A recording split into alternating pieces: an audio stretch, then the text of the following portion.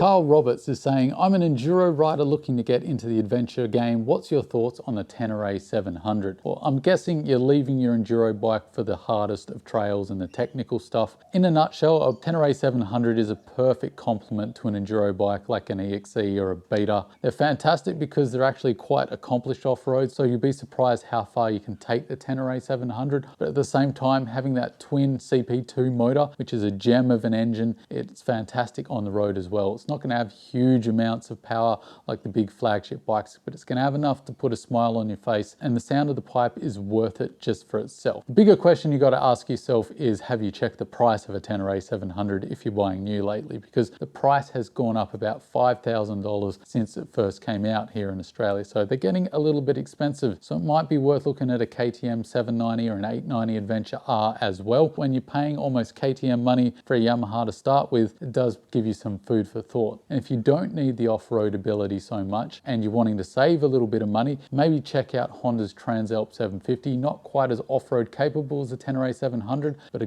good decent amount cheaper and still almost as good in every other aspect. So there's my thoughts, mate, but the Tenere 700 is definitely a good idea. G'day guys, time for another Q&A. I always love these videos, diving into the comment section and seeing how the community is doing. It's been a little while since I've done one of these videos. It's just been super hectic. As a lot of you understand, and we've been talking back and forth, having a baby just completely turns your life upside down. And yes, I'm doing okay. I'm just a little more tired than usual, as a lot of you have pointed out. So cheers guys for pointing out how exhausted I look on camera. Let's get into more of the questions. Cornhead's got a question here about the 300L behind me. He says, how's the heat on the right hand side? I hear it gets very hot. Any problems? It's pretty much down to the fan on the radiator blows straight onto kind of your knee, your shin, depending how tall you are. Is it a problem though? Not for me personally. Most of the time when I'm riding the bike, I'm not riding in extreme heat situations. Yes, I live in Australia and yes, it gets very hot, but when it's very hot, I tend to avoid riding off-road. It really isn't a problem if you're in your off-road gear because you've got knee braces, thick pants on. I don't even notice that there's heat coming off the bike. The only time I have noticed it is when I've been on the road, stop-start traffic, where the fan does kick in quite a bit and it's been hot. And it's never been to the point where it's uncomfortable. I've just noticed that it does get quite warm. It's very similar to a lot of other bikes. My GS did the same thing. I'd say the worst culprit of any bike I've owned was my Ninja 636 and my Harley Davidson Iron 1200. Both of those bikes literally burnt my leg through my Kevlar jeans. It's definitely not to that extreme. It's just, you do notice it. The next comment is from Will, and he's saying, your videos are informative and unbiased. Well, thanks, mate. I wouldn't say they're unbiased, but I do try and stick to objectivity as much as I can, but we're all human, so we do fail at that job. I enjoy your videos very much. Cheers, mate. Thanks for the support. You need to get some merchandise so I can buy some stuff I like. Coffee cups, t-shirts, etc., etc. Baby clothes. Can you see your new child sitting in the high chair with a Chronicles of Solid logo on the bib? That's not a bad idea, mate. I've actually thought about the merchandise thing quite a bit. I'm not really sure if it's worth the effort and whether you guys would appreciate it. I'd love to know your guys' thoughts. If I did do some merchandise, would you be interested? And what kind of stuff would you like to see if I did it? Because it's definitely been on my mind and I've been looking into it quite a bit. What's funny is most of the guys that complain about big bikes being too heavy to take off-road can't even handle hard trails on proper dirt bikes. Now, I know this is meant to be a criticism and a pithy comment, but it's actually funny the truth in this statement, and it's exactly what I try to talk about, myself included.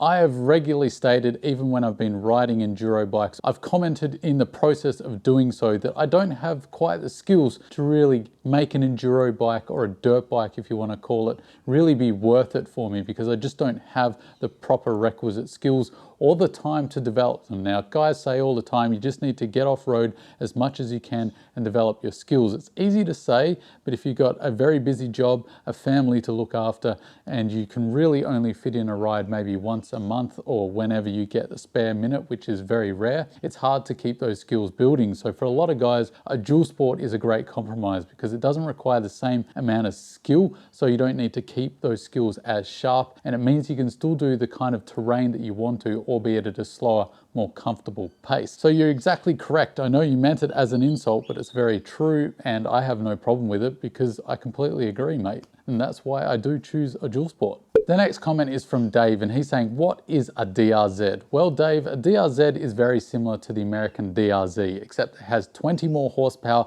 looks way better, and makes you a far better rider. And the DRZ will only turn on and start for you if you have an IQ in the triple digits.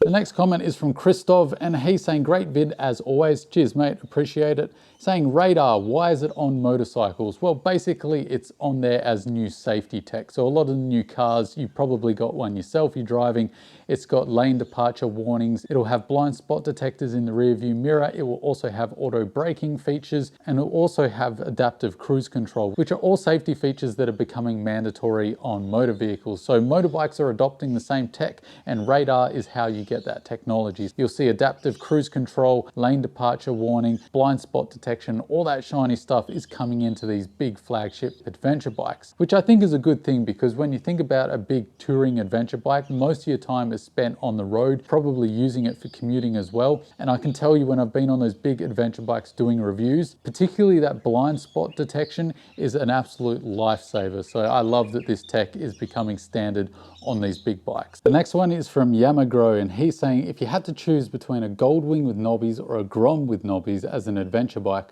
which would you choose and why? That's a really difficult question, mate.